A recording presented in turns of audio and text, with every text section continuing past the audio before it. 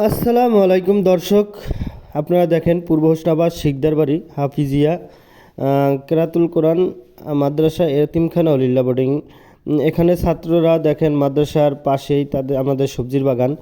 তো দেখেন আমরা অনেকখানি জমি আমরা কোপাইছি এবং এখানে আমরা লাল শাক এবং টমেটোর চারা রোপণ করব। ছাত্ররা অনেক কষ্ট করতেছে, দেখেন এই যে লাল শাকের বীজ বুনতেছে, ঘাস বাছাই করতেছে। আমরা জানি যে লাল শাক নাকি অল্প কয়েকদিনের মধ্যে হয়ে যায়, তো এই জন্যই আমরা লাল শাক বুনতেছি। তো দর্শক সবাই দেখেন প্রায় 20 দিনের মাথায় দেখেন লাল শাকের অবস্থা কি হয়ে গেছে। দেখেন অনেক লাল শাক হয়েছে এবং টমেটোর চারাগুলো দেখেন কত সুন্দর বড় হয়েছে। দেখেন লাল শাকগুলো অনেক বড় হয়েছে, অনেক সুন্দর।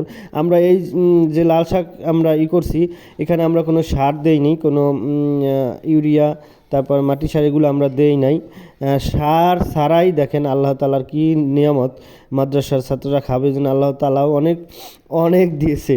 তো আজকে আমরা লাল শাক খাবো, এই জন্য উঠাইতেছি। আজকে ছাত্ররা মাদ্রাসায় সবাই বলছে যে স্যার আজকে আমরা লাল শাক খাবো, এই জন্য লাল শাক উঠেছে। দেখেন কতখানি জমি নিয়ে এখানে অনেক আমরা রোপণ করছি।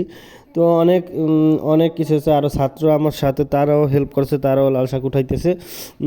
টমেটো চারাগুলো কিন্তু অনেক বড় হইতেছে। ইনশাল্লাহ আপনাদেরকে আবার দেখাবো যে টমেটোগুলো যখন হইবে তখন আমরা দেখাবো। দেখেন টমেটোগুলো চারাগুলো যেই কটা আমরা লাগাইছি সবকটাই বাঁচছে এবং সবকটাই ইনশাল্লাহ অনেক সুন্দর এবং সবুজ, পাতা সবুজ হয়ে গেছে, দেখছেন অনেক অনেক বড় হয়ে গেছে। তো আমাদের ছাত্রদের জন্য এবং মাদ্রাসার জন্য সবাই দোয়া করবেন, সবাই পাশে থাকবেন, আমাদের মাদ্রাসার জন্য দোয়া করবেন, যাতে আমরা এই যে সবজি, কাঁচা সবজি আমরা রোপণ করছি এগুলো ছাত্ররা খাবে। আপনারাও বেশি বেশি দোয়া করবেন যাতে ছাত্রদেরকে এরকম সতেজ তাজা শাকসবজি আমরা খাওয়াইতে পারি। এইসব তাজা শাকসবজি খাইলে ছাত্রদের ব্রেন শক্তিও ভালো থাকে, শরীর সুস্থ থাকে। এই জন্য সবাই দোয়া করবেন, সবাই আমাদের পাশে থাকবেন ইনশাল্লাহ।